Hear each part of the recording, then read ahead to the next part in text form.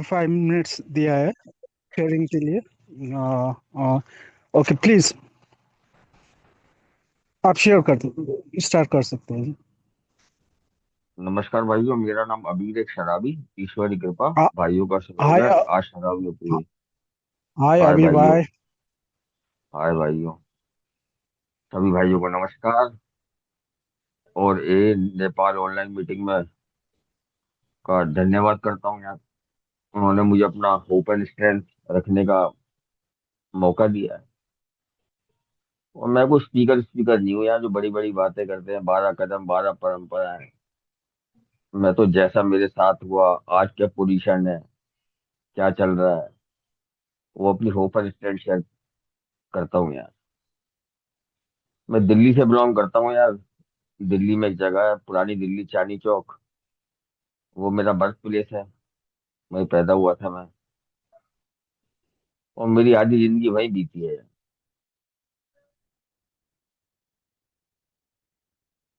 Middle class family का रहने वाला हूँ मैं यार। मेरे फादर गवर्नमेंट सर्वेंट थे।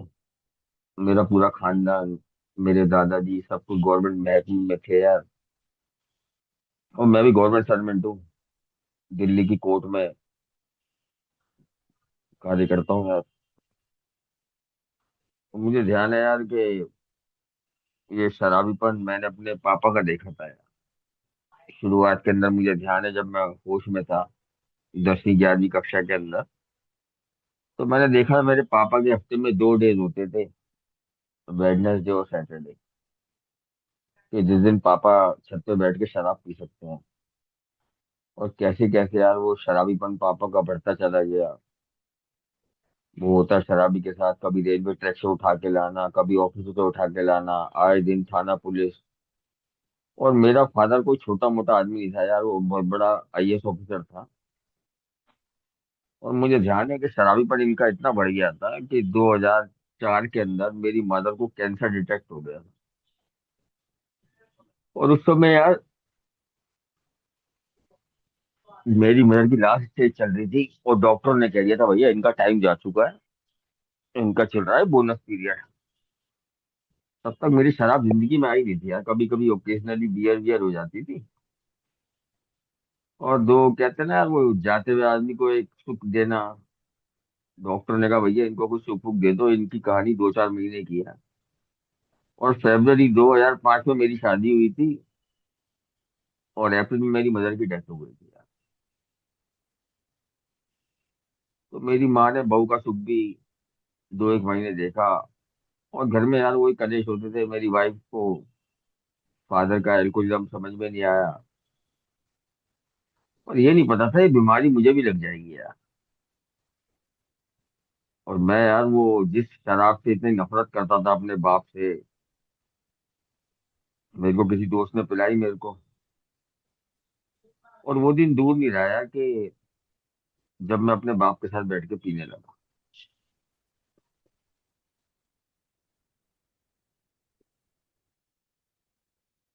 तो मैं घर के यार वो मेंबर थे, उन्होंने कहा भैया इसको अलग कर दो। एक शराबी तो था ही पहले, इसका बाप शराबी और अभी भी शराबी बन जाएगा लगता है। तो मेरे दादाजी ने मुझे मकान मकान दिला दिया मयूर विहार में। मैं वहां रहने चला चला गया। पर वो है यार, वो शराब तो मुझे लग चुकी थी। गवर्नमेंट जॉब मेरी लग गई थी 2005 के अंदर, दिल्ली थी से हजारी कोर्ट के अंदर। और वही हो गया, शाम को मैं कोर्ट से पीने आने लगा। और इस सारा नशेबाजी में मैं इतना तेजी से ऊपर आया कि 2005 में मेरे शराब मुँह लगी। और 2007 में मैं कोर्ट में खड़ा था यार, कि मेरी वाइफ ने मेरे पास तलाक का केस डाल दिया।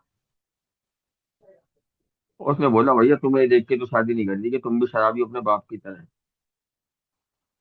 और उस समय यार वो मेरे दादाजी बहुत बड़े जोन में जॉब लगवाई थी कोर्ट के अंदर। बड़ा समझाया कि बेटा अभी दुनिया शाम बैठ के शराब पी रही है, दुनिया शाम को शराब पी रही है। तू और तेरा बाप तो शराब ऐसे धुत होके आते हैं ऑफिस से अपना, कि जैसे कल से दिल्ली में शराब बंदी बंद हो जाएगी। तो यार तो ये सिलसिला चलता रहा 2007 से लेके 2016 तक, कि भैया मैं और मेरा बाप साथ रहने लगे घर के अंदर। और हम लोग शाम का इंतजार करते थे कब शाम होगी।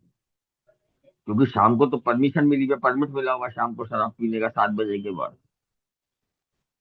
और दिन तो ऐसा निकलता था यार, ये सुबह की नौकरी कोर्ट कचहरी की कि भैया फटाफट दिन निकल जाए और शाम हो जाए बस।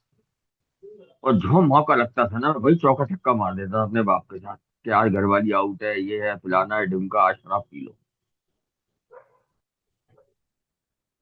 तो घर वाली वाइफ वाइफ सब देख रहे थे, बड़े कलेश भी होते रहते बीच के अंदर, आए दिन थाना पुलिस होती थी।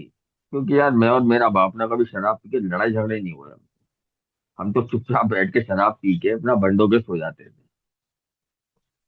और घर में तो यार माहौल खराब ही होता है ना, कि इंसान सो रहा है, बाप भी शराबी बेटा भी शराबी। तो 2016 में यार मैंने पहली बार वो देखा कि भाई मेरी वाइफ आउट ऑफ दिल्ली गई हुई थी गोवा वोवा घूमने के लिए, और पूरा प्लान व्लान था कि भैया इसका और इसके बाप को भर्ती कराए थे, ये साले कुत्ते की तुम सुधरने वाले नहीं है। और 2016 में मैंने पहली बार, मैंने और मेरे बाप ने रिहैब देखा, भैया इसे नशा मुक्ति केंद्र कहते हैं। और ये सिलसिला चलता ही रहा 2016 से लेके 16 17 18, 3 साल तक ये सिलसिला चलता ही रहा। क्योंकि हम लोगों को ज्यादा कोई देर अंदर नहीं रखता था, क्योंकि चेक पे भी हम लोग साइन करते थे अपना पैकअप कराने के लिए। और आखिरी दिनों में ना 18 में मैं थक चुका था। 19 के अंदर मैं ध्यान है, मैंने कहा पापा हमारी जिंदगी क्या हो गई है, सारी दुनिया साला दिवाली मना रही है, त्योहार मन रहा है, यहाँ तो साला पूरे दिन हम साले अंदर ही पड़े रहते हैं। और मेरा पापा मुझे कहता था कि बेटा अबीर, ये जो बीमारी है ना साली, ये इस ताले के बाहर बैठी है। ये साली कैसे लिपस्टिक पाउडर वाउडर लगा के आती है ना, ये कहती है आजा मेरी बाहों में मेरे डार्लिंग, कहाँ भटकता फिर रहा है तो। और हम फिर अंदर पहुंच जाते थे। और मैं अपने पापा को, मैंने पापा मैं थक चुका हूँ साला, ये नशा मुक्ति केंद्र के सारे चक्कर काट काट के इस बीमारी को एक बार जाके देखेंगे यार। और मैंने यार 2019 में, मुझे ध्यान है, मैं मीटिंग में गया, मेरे कुछ पल्ले नहीं पड़ा था मैं क्या कह रहे हैं, कुछ समझ नहीं आ रहा, पर ये कहते थे कीप कमिंग बैक, वापस आते रहो। और भाई साहब रोज शाम को अपना कोर्ट के बाद मीटिंग में जाना, 90 दिन 90 मीटिंग कहते हैं, ओल्ड टाइमर अलग अलग जगहों पे जाके करी, और शाम को अपना बाप के लिए भाई साहब एक अड्डा ले जाता था। और शराबी को यार जब तक लिमिट, जब ना रख के जब बच के शराब नहीं पी लिया तब तक मुझे चैन नहीं आता। और मैं और मेरे पिताजी तो कभी पहाड़ों पर निकल जाते थे, गंगोत्री जब मैं यमुनोत्री तो वैसे पहुंच जाते थे पहाड़ों पे, जैसे घर के आंगन में कूदते हुए, क्योंकि मेरे फादर बहुत बड़े ट्रैकर थे यार।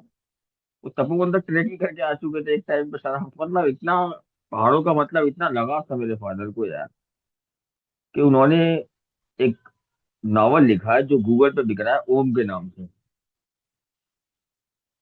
16 साल की मेहनत थी। और मुझे ध्यान है वो 2019 का टाइम था, मेरा पापा बोला कि अभी एक वो नया नावल लिख रहा हूँ सोमनाथ, उसके लिए मैंने कहा पापा देखो घर में शांति है यार, तुम्हारी शराब आ रही है, काहे को भागना पहाड़ों वहाड़ों पे यार।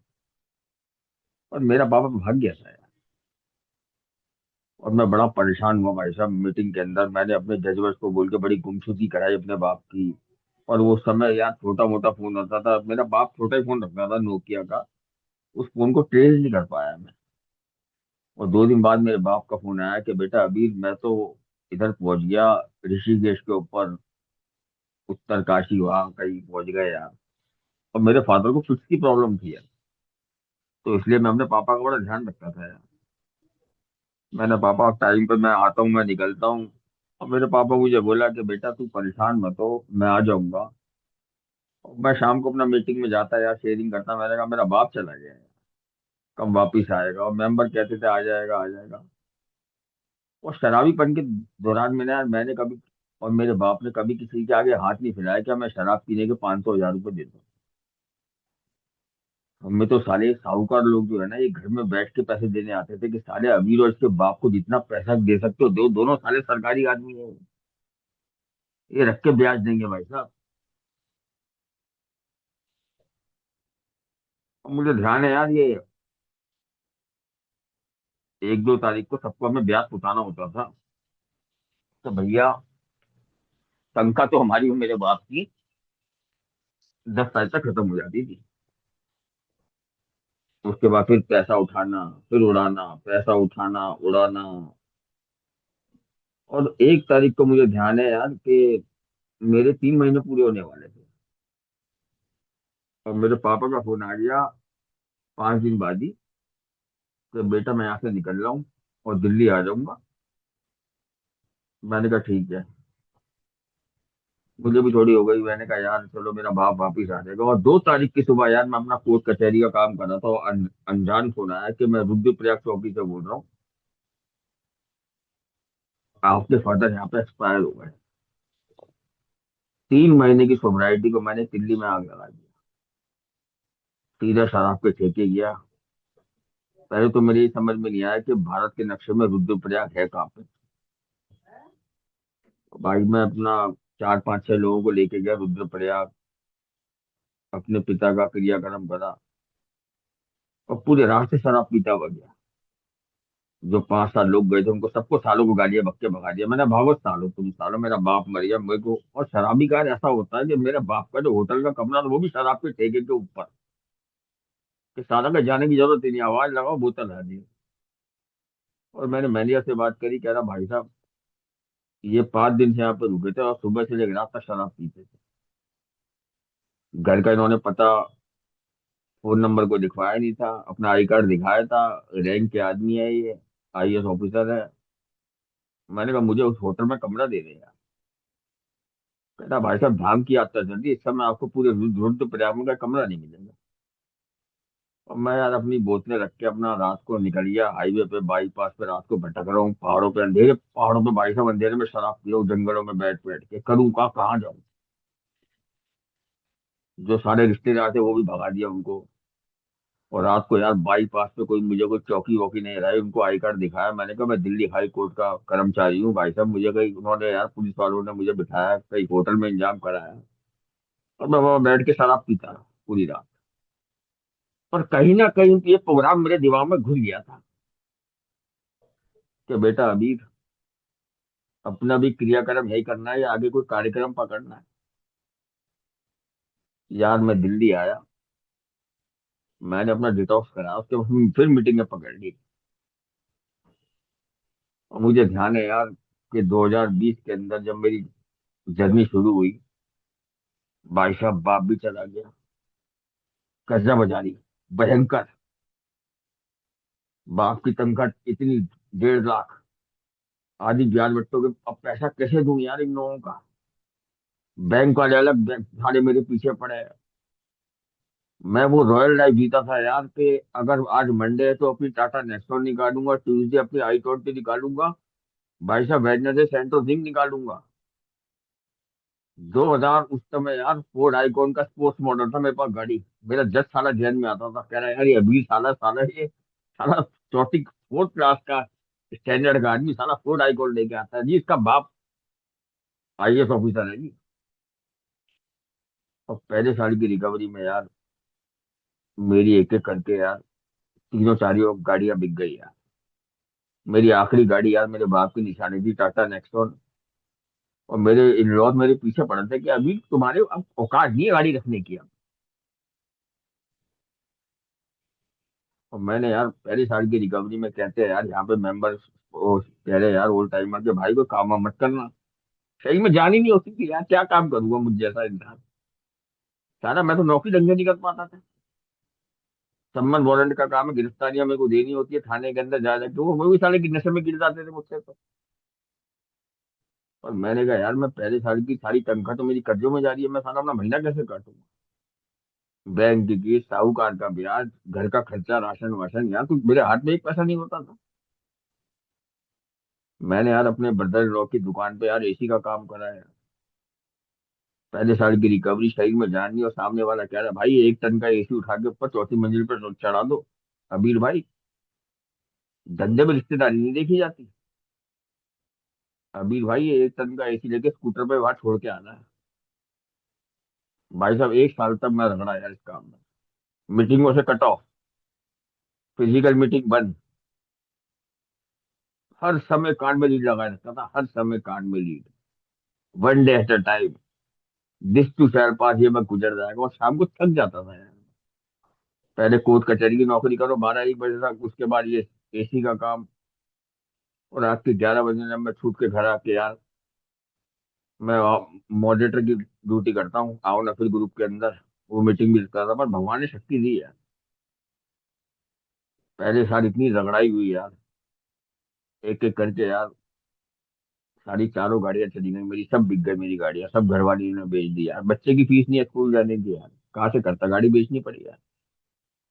एक साल में मुझे एसी का काम आ गया। मैंने स्पॉन्सर से बात करी, मुझे स्पॉन्सर मिल गया। कहना अभी, अब कोर्ट में यार मुझे 10 लोग जानते हैं, मैंने कहा इस काम को और बढ़ाते हैं, टेंडर उठाता हूँ कोर्ट के अंदर। मेरे साले ने मना कर दिया, क्या अबीर भाई अब नए काम में हाथ नहीं डालेंगे। अब मैं स्पॉन्सर ने कहा बेटा कल से काम पे मत जाना इसके साथ अपने बर्दाई लॉ गया। मैंने कहा गुरुजी काम पे नहीं जाऊंगा, खर्चा कैसे चलेगा। तनख्वाह तो सब बैंकों का लोन है, घर मॉर्गेज है, हर तरफ कर्जा मजारी है।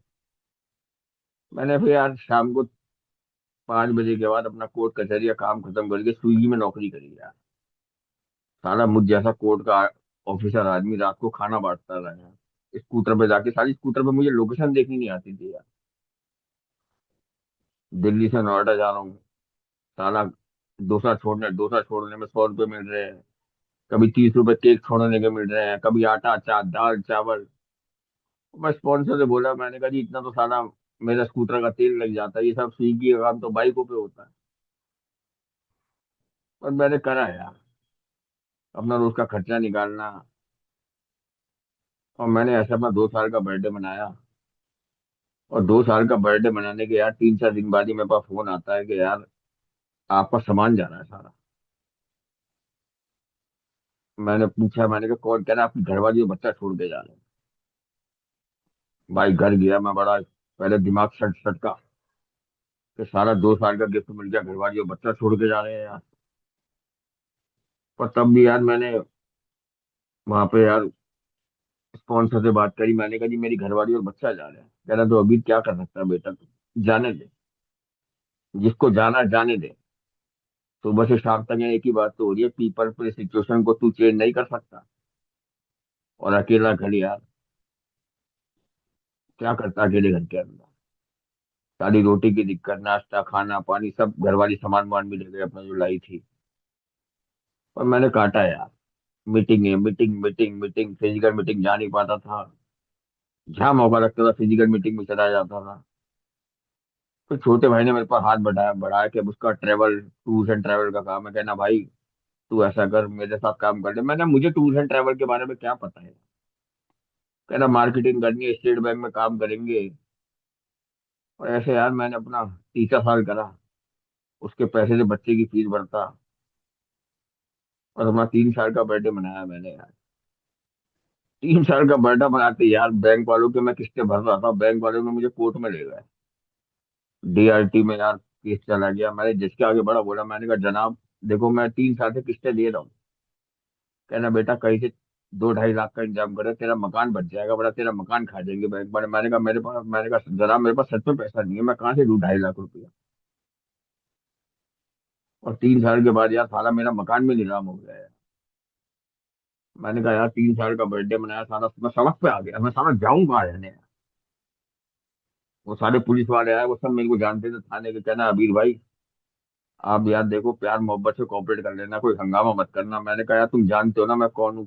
कहना यार अबीर भाई देखो कोर्ट का ऑर्डर है, तुम भी कोर्ट के कर्मचारी हो। मैंने बहन के तो को सामान लेके जाऊंगा कहा मैं अपना। और वो यार कोर्ट भी अलग होती है डीआरटी की, वहां को सेटिंग भी नहीं बैठ पाई मेरी। और मैं रात ही रात अपना सामान लेके यार किसी अपनी रिश्तेदार के उसकी गैरेज में रखवाया। और भाई साहब कोई साला पूछने वाला नहीं कि साले अभी तू कहाँ सोएगा। मेरा छोटा भाई भी मुझे बोला कि भाई तू गुड़गांव आके रह ले। मैंने, मुझे नौकरी भी करनी है यार, मैं कहाँ जाऊंगा गुड़गांव, कहाँ कड़कड़ूंगा हाई कोर्ट भी, मैं कहाँ गुड़गांव में जाके रहूंगा। भाई साहब 18 रातें मैंने यहाँ सड़कों पे वही रूमों में काटी। यहाँ बहन की टगी शेरी सुनने को मिल रही है, सारा सब कुछ घर बस गया, लुगाइयां आ गई। भाई साहब जिंदगी बल्ले बल्ले हो रही है। यहाँ साला क्या हो रहा है, यहाँ क्या हो रहा है। यहाँ सड़क आ गए। पर तब भी यार मेंबरों की होप एंड स्ट्रेंथ। मुझे ध्यान है मैं यार रात को कहीं वही रूम में सोने जा रहा, सामने शराब का ठेका था। तो मैंने कहा साला ये 3 साल का बिल्ला लेके इसके आग में जला, साला कौन सा कोई मेडल मिलने वाला, सामने शराब का ठेका, पी पा के खत्म कर जिंदगी। तेरे पास क्या बचा है, तू किसके लिए जी रहा है यार। मुझे ध्यान है यार, ओपन हैंड की मीटिंग चल रही थी रात को 9 से 10 की, वहां किसी किसी की आवाज आई, भैया दिस टू शैल पास, ये वक्त भी गुजर जाएगा, सोबराइटी है तो सब कुछ है, वरना कुछ भी नहीं है यार। और मैं अपना वही रूम में जाके सो गया यार। और यार मैं सच में बड़ा परेशान था। सारा दिन रात को वही रूम में सो, दिन में सारा सड़कों पे खाना खाओ, दिन में कई बार थक जाता हूँ, रेस्ट का करूँ जाके, तो यार भगवान ने मेरी सुनी यार, मैंने कमरा किराए पे लिया। 3 साल हो गए थे मेरी बर्थडे के बाद यार, मैंने चौथे साल की रिकवरी में अपना कमरा किराए पे लिया। छोटा मोटा सामान था मेरे पास, धीरे धीरे इकट्ठा कराया। आज भगवान की इतनी कृपा, चाहे किराए का घर है, रहने को छत है मेरे पास यार। जरूरत की सारी नीड्स में ईश्वर ने मेरी सारी दे दी यार। मेरा स्कूटर मेरे को कोई किसी भाई ने मुझको नया दिला दिया, उसकी किस्तें मैं भरता हूँ। मेरे घर में एसी है, टीवी है, फ्रिज है, सब कुछ आ गया, पर जो वार्ड तो मेरी खत्म नहीं होगी। मुझ जैसा इंसान जो 4 4 गाड़ियों, भाई साहब कोर्ट जाता था, अबीर को बोलते थे ये अबीर देखो भाई साहब, आज तो अपनी फोर्ड आइकॉन में आया, आज अपनी i20 में आया, आज गाड़ियां नहीं है, पर जरूरत नहीं मेरे को गाड़ी की। किसको दिखाना क्या करना गाड़ी का लेके। और ऐसे यार मैंने अपना 4 साल का बर्थडे करा, और मुझे ध्यान है यार, मैं ऑफिस में किसी लेडी का रिलेशन में था। उसने मुझे बोल दिया कि अबीर अब ना तुम्हारे साथ रिलेशन चल नहीं पाएगा, यू आर फिनिश, तुम खत्म हो चुके हो। मैंने कहा डार्लिंग, मैं सब कुछ ठीक कर दूंगा, देख तू मेरा साथ मत छोड़ियो। और मैंने स्पॉन्सर डिस्कस करा कि अबीर चौथा स्टेप करेक्टर डिफेक्ट तेरे निकल निकल के आने शुरू हो गए हैं, दोबारा कर। मैंने कहा गुरुजी इसको नहीं जाने देना, ये जानती नहीं मैं कौन हूँ। कह रहा तू नहीं जानता वो कौन है, वो औरत है, वो भी कोर्ट स्टाफ की औरत है। और मैंने यार उसकी कुछ फोटो अपने ऑफिस में वायरल कर दी। नॉर्मल फोटो उसकी जो उसने अपने कैमरे से क्लिक करी थी। और भाई साहब उसने ऐसा टंगवाया मेरे को, 354 लगवा दी मेरे ऊपर यार। जिन थानों में मैं वारंट लेके जाता हूँ, उसी थानों में अरेस्ट हो गया। सुबह 10 बजे मुझे बुलाया गया थाने में, एसएचओ ने बुलाया कि अभी जी आपकी गाड़ी से किसी का एक्सीडेंट हो गया। मैंने कहा यहाँ कौन सी गाड़ी बची है, कौन सा एक्सीडेंट। वो सब ट्रैप था, क्योंकि सबको पता था इसके पास बड़ी तगड़ी बैकअप है, इसके लिंक बहुत तगड़े हैं, ये सारा कुछ ना कुछ कहानी घुमा देगा, शराबी है ये। और मैं अरेस्ट हो गया यार सुबह 10 बजे। रात के 12 बज गए भाई साहब। वो लेडी आई, पुलिस वालों ने रख के तोड़ाई करी मेरी थाने के अंदर। और मैं कहता कहता हार गया, मैं इससे प्यार करता था, सारा प्यार का भूत उतर गया। रात के 11 बजे मेरी पुलिस घर में आई, जहाँ मैं रहता हूँ, वहां तलाशी हुई, मेरे फोन को साइबर सेल ले जाया गया, मुझे अरेस्ट करके वहां भाई साहब साइबर सेल में मेरे फोन फॉर्मेट हो रहे हैं, मेरे लैपटॉप। रात के 1 बजे मैं थाने से छूटा। और स्पॉन्सर की बात दिमाग में, साढ़े चौथा स्टेप नहीं कर पाया ना, ड्राई ड्रंक घूम रहा है ना। अरे तेरे साथ कोई नहीं रहना चाहता, तेरे को कोई नहीं रखना चाहता, इस बात की एक्सेप्टेंस क्यों नहीं ला रहा अपने अंदर। और भाई साहब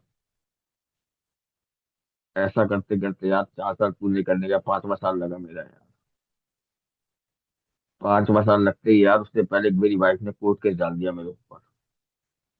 मैं अपनी वाइफ को 3.5 साल हो गए अलग हुए हुए, कि भैया खर्चा मैं अपनी वाइफ को 3.5 साल से दे रहा हूँ, हर महीने देता हूँ बच्चे को पैसे। पर सबको मोर एंड मोर की बीमारी है। और 5 साल अक्टूबर में यार मैंने अभी 5 साल पूरे करे थे।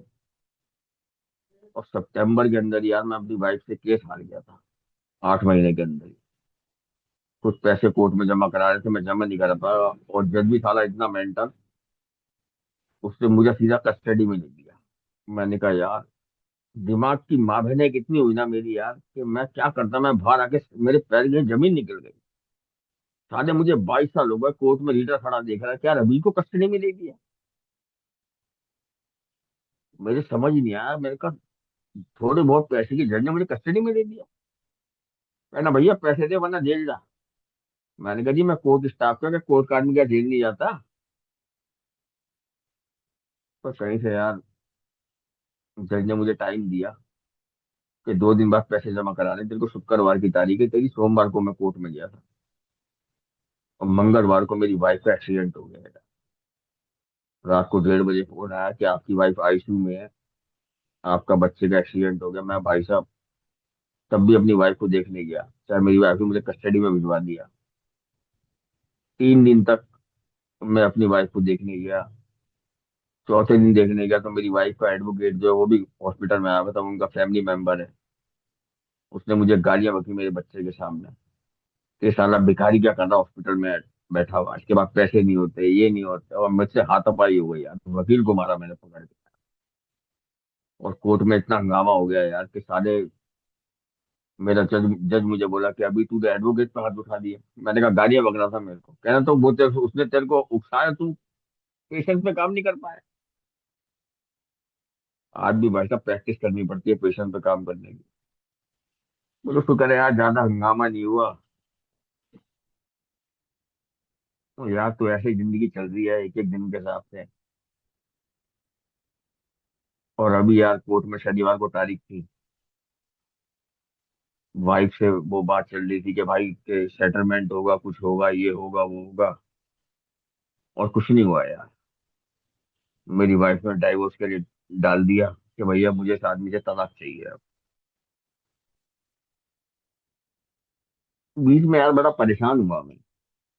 क्या कितनी मीटिंगें कर लो, कुछ भी कर लो यार, ये बीमारी ऐसी है। इतने हर्डल मैं कभी जिंदगी में देख नहीं पाया, और होशोवार में जो देखे ना। मैंने वो टाइमर से बात करी, मैंने कहा जी मैं बड़ा परेशान चल रहा हूँ, एक एक दिन मेरा ऐसा हो जाता है, कई बार भारी हो जाता है, पर मैं शराब नहीं पी रहा। जिंदगी को जिंदगी शर्तों में जीना आसान नहीं है। और कोर्ट में जो मेरे साथ हुआ, जिंदगी में मेरे साथ हुआ, मेरे पास कई बार दिमाग में बर्दाश्त नहीं हो पाती चीजें। मैंने थोड़ा साइकेट्रिस्ट साइकेट्रिस्ट की मदद ली यार, थोड़ी दवाइयाँ शुरू करी। मीटिंगें बढ़ाई, मीटिंगें करता हूँ ज्यादा से ज्यादा जब टाइम मिलता है। आज यार अकेला रहता हूँ, कोई रोटी पूछने वाला भी नहीं है कि भाई अबीर भाई रात के खाने का कुछ रोटी का इंतजाम है। पर दिमाग में रखता हूँ, जब भी घर में जाता हूँ आता हूँ, प्रेयर प्रेयर प्रेयर। और बार बार भगवान के आगे हाथ जोड़ता हूँ, भगवान यार शराब मत आने देना। क्योंकि बिग बुक में लिखा है यार तेरा भी परीक्षा होती है, पर मैंने कहा भगवान यार तेरा भी परीक्षा खत्म ही नहीं होती। ये कब दिस टू शेल पास होगा, कब द बेस्ट इज येट कब आएगा यार, कब वो नई सुबह आएगी। आसान नहीं होता है यार ये। कई बार रात को दिमाग की पोजीशन ठीक नहीं होती, पर आज के टाइम में मुझे फोनोथेरेपी में ऑल टाइम में को खून मिला है तो मदद तो मांगनी पड़ती है भाई। आज भी दिल्ली में वैलेंटाइन डे था, बड़ी शेयरिंग सुनने को मिली कि मैं अपनी बीबी के साथ वहां नाच रहा हूँ, वहां गा रहा हूँ। पैसे का या तो भगवान है भाई, और कोई भी नहीं है, there is no one left. Member है और भगवान है, और कुछ नहीं है। तो यार सबके लिए, जिन्होंने मुझे छोड़ा सबके लिए प्रेयर करता हूँ। अब कोर्ट में मेरी फिर तारीख है, 20 तारीख है तलाक के केस में, 28 तारीख है। लेट गो लेट गॉड, छोड़ दो भगवान पे सब, पर ये लेट गो तो मैं कर देता हूँ, पर लेट गॉड नहीं कर माने आसान नहीं होता है। पर तब भी यार भाइयों की शेयरिंग से बड़ी होप स्टाइल मिल जाती है। और जो हमारे बिग बुक में वायदे कहे गए ना, जल्दी या कभी देर से मिलेंगी चीजें यार। ये वक्त भी गुजर जाएगा, दिस टू शेयर पास करते करते अपना एक एक दिन निकालता हूँ। One day at a time, situation कैसी भी हो जाए भगवान इस सोवरेटी एज को चेंज मत होने देना। क्योंकि आज के टाइम में मेरे पास यार ये 5.25 साल की सोवरेटी के अलावा कुछ भी नहीं है। तो एक बार फिर यार मैं दामोदर भाई, राकेश भाई, सारे कोच होस्ट का यार धन्यवाद करना चाहूंगा, जिन्होंने मुझे बुलाया, अपना होप एंड स्टैंड रखने का मौका दिया। धन्यवाद भाइयों। Thank you.